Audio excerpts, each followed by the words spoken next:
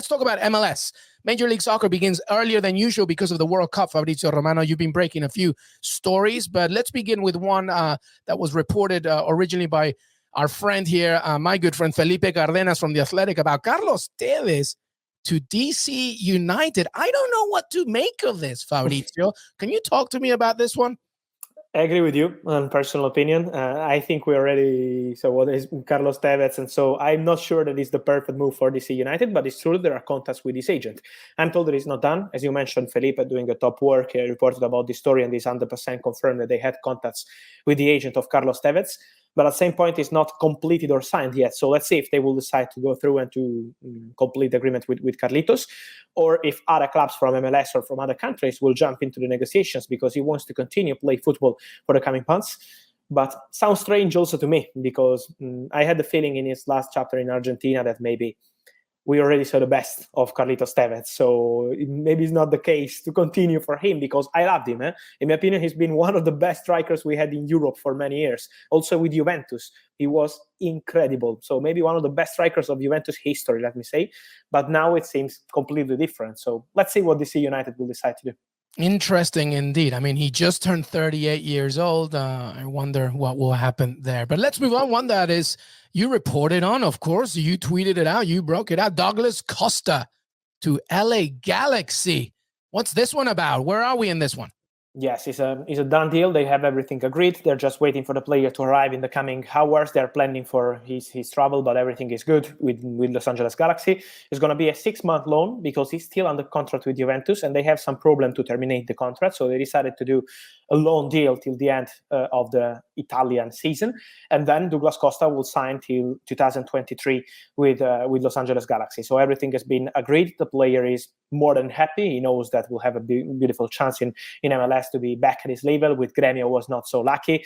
Flamengo approached him in the last few weeks to try with the same contract proposal that Los Angeles Galaxy had him. So it was a 2-year contract proposed to Douglas Costa, but the player wanted to try this MLS experience. And so it's just a matter of details. And then Douglas Costa will be in Los Angeles and will sign his contract. Interesting indeed. Should be very intriguing for the Galaxy fans. All right, well, let's keep going here because another player, Shaqiri, to Chicago Fire.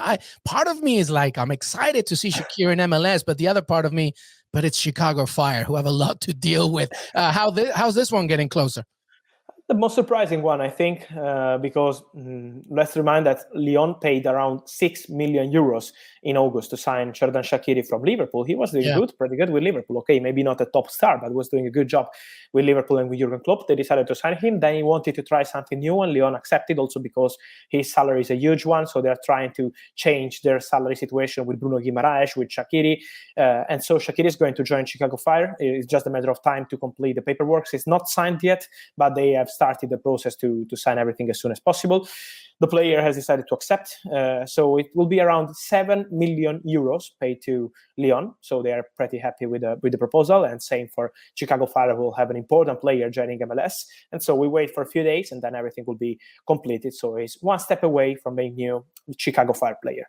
12th in the Eastern Conference last season, missed on playoffs yet again. So a lot for Chicago Fire to deal with. But Shaqiri, a welcome addition to MLS. All right, I had one more question about MLS here, Fabrizio, because I am surprised, happily, I guess, for NYCFC fans. But Tati Castellanos is still around. Nobody from the Premier League acquired him. There were rumors of West Ham. And now I'm reading, Brazilian, Argentinian interest, and those transfer windows end later. The Argentinian one ends in February. The Brazilian one ends in April. What's the latest on Tati Castellanos, MLS champ, the MVP, a very good player. So the Golden Boot winner, I'm sorry. What's the latest on him?